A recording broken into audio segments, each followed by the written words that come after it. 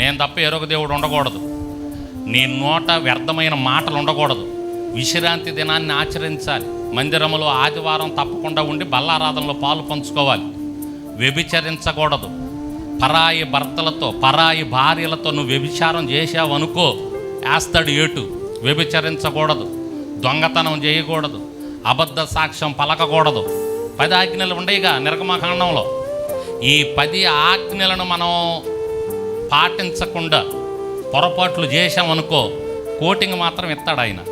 Coating భయంకరం, ఒక్కొరికి ఒక్కో రకంగా ఉంటుంది కోటింగ్. దావీదు వ్యభిచారం చేశాడు. దావీదుకు కోటింగ్ ఎలా ఉంది? భయంకరంగా ఉంది. మామూలు గొట్ల దేవుడు. ప్రయాణం ఉంటుందిలే, ప్రయాణం ఉంటుంది, కానీ ఈ భూమి మీద నీ కోటింగ్ మాత్రం ఉంటుంది.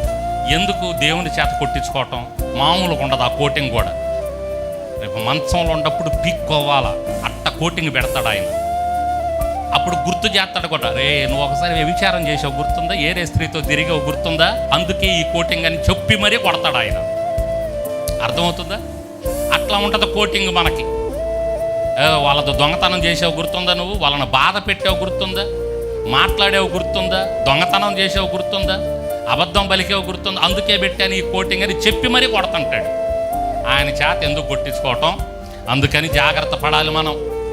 జాగ్రత్త పడి వేరే ఆలోచనలు తావీకే, తుచ్చమైన ఆలోచనలు, 2 నిమిషాల సుఖం కోసం, 2 నిమిషాల ఆనందం కోసం, వాళ్ళతో పొందుకోవాలని, వీళ్ళతో పొందుకోవాలని, ఎందుకు ఆ ఎదవ బ్రతుకు?